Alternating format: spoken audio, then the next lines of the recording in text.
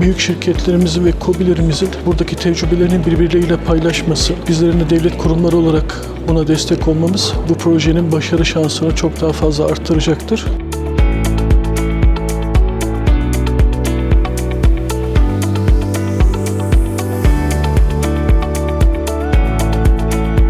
Farklı kategorilerdeymişiz gibi düşünülse de aslında biz aynı ekosistemin bir parçasıyız.